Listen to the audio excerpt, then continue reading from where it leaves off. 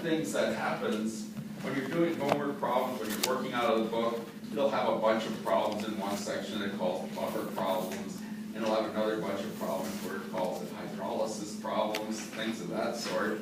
And when you get to the quiz, I don't say this is a hydrolysis problem. I say, what is the pH? And you have to decide what type of problem to do. Okay?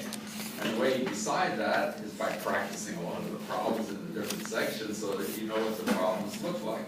But there are different types of problems based on the chemicals. Oh, there's chemicals. We have to do chemistry somewhere in here. Different chemicals we put in there. If we have only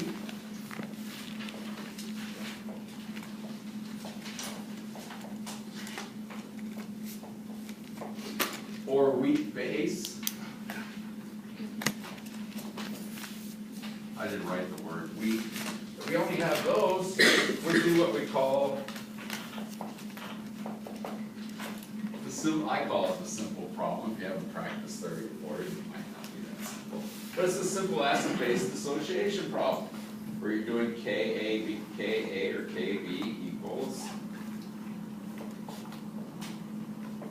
I'll do it like this, C0 minus X. Okay. And what are things, notice I didn't mention this when I was going over the exam when I returned it,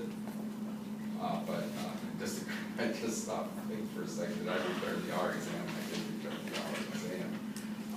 Yesterday was, everybody was at faculty were at school here, but we weren't working on classwork, we were working on organizational things, and had to shift gears there. So anyhow, coming back to this thing, when I gave back the R exam, I didn't mention this, but one or two people tried to use the quadratic equation and didn't do it very successfully.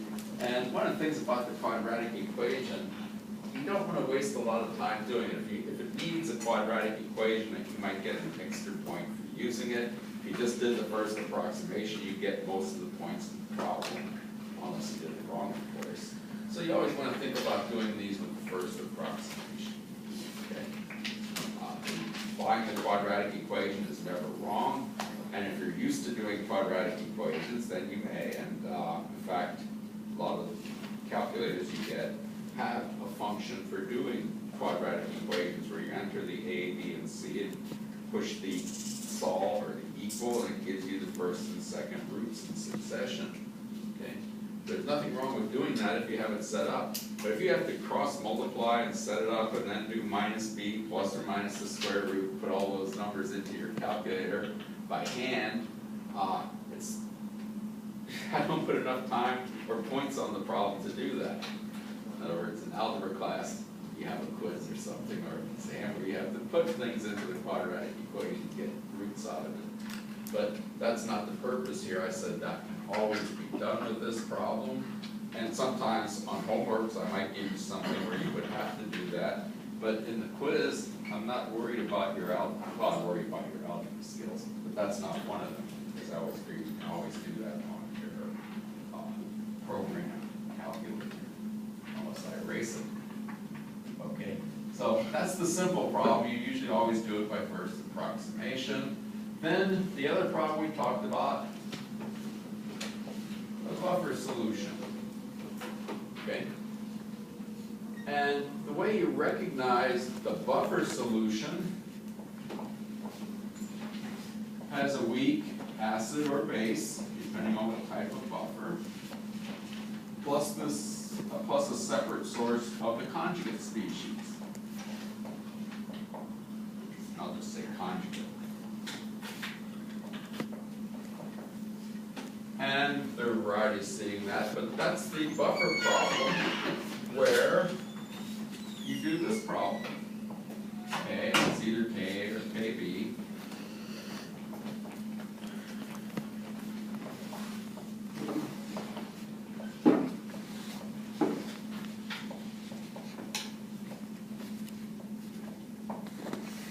This refers to the concentration of the weak acid or base,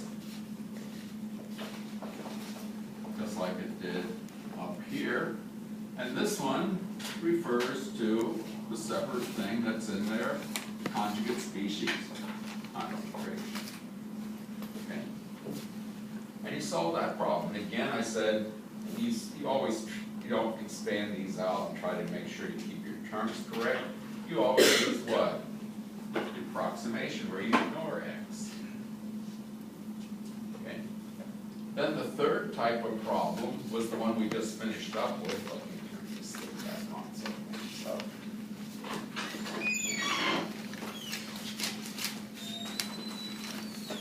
So the third type of problem was the hydrolysis problem.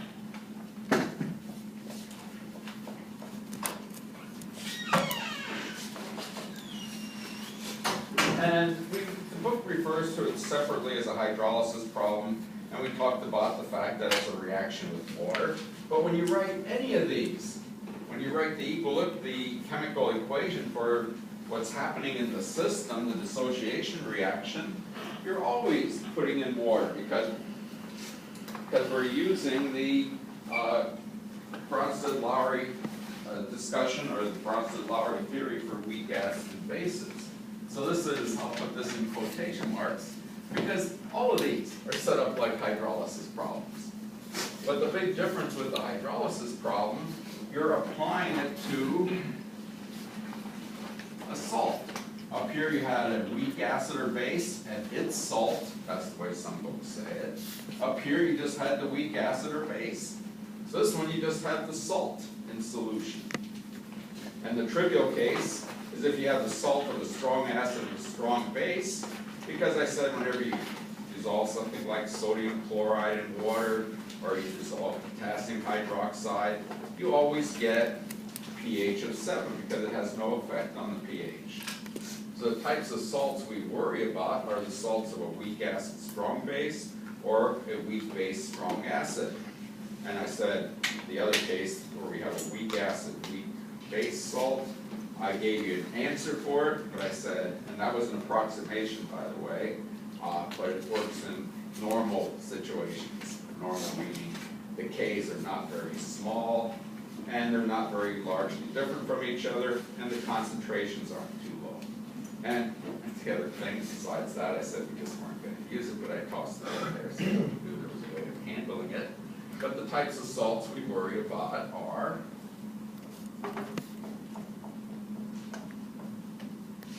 NH4Cl. These are just types. And here we have something that came from the strong base, weak acid. Here we have something that came from the weak base, strong acid. Okay, and this is where you recognize or learn one of the things I gave you last semester. I'm sure your other instructors did too. And then I reviewed it. The table of strong acids and strong bases, so you know what type of salts you have to work with. So when you have these salts, then you're doing the hydrolysis problem. Okay, and the big thing here is you have to calculate what used to be called the hydrolysis constant. In earlier versions of the textbook, he called it hydrolysis constant, but now what he calls it is a Ka or a Kb, depending on whether you have cation or anion hydrolysis. Those are the terminology that he uses in the new text. So if we have Ka, that means we have cation hydrolysis, because what you have for that reaction, this is the one you would have the cation, that's the weak acid, because I didn't write the word hydrolysis, but anyhow, the reaction you have is NH4 plus, here's the good old water that makes it hydrolysis,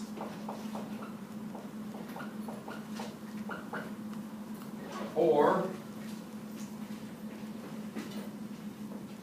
Kb, anion hydrolysis. And the anion hydrolysis, oops, I forgot one thing, by the way. The anion hydrolysis is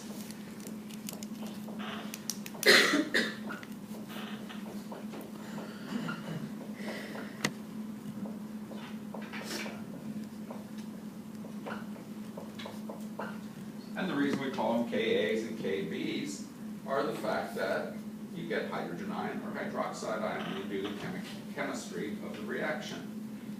And notice I keep referring back to chemistry, that's why. In other words, we're doing a lot of arithmetic or algebra, whatever you want to call it, but somewhere it has its roots in a chemical system that we're trying to describe. Okay? So these are the various types of weak acid-based problems that we're going to encounter. And as I said, when you look in the textbook, you'll find different sections where you do these different types of problems. Then you get to the quiz, and I don't say this is a hydrolysis problem or this is a weak acid problem. I just say here are some chemicals, what's the pH? And so that's what you're learning as you do all these practice problems. What types of systems are you looking at and how do you do the problems? And the big difference here, these are not given in any of the tables in the textbook.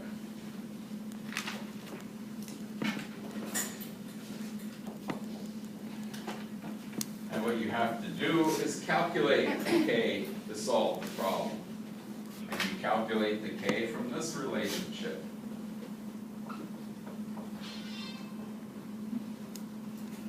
Because in this textbook he gives you either acids or bases, and he doesn't give you this thing in the table of acid KAs. There's one or two textbooks out there that don't have tables of KB at all. They have a complete table of all the acid KAs. Okay? And this would be a very weak acid, but they would have the KA listed for it. But notice, if you look at the NH4+, we know it came from ammonia. The problem will give you Kb for ammonia. Then you just divide Kb into Kw and get Ka for this reaction here. Okay. So that's all the chemistry behind it. And that's what you have to recognize when you look at the problem, because you look at the chemicals that are in the problem, and you say, oh, it's this type of problem, or it's this problem, or it's this problem. I don't say this is a buffer problem, except in one case. That case is the next topic, titration curves.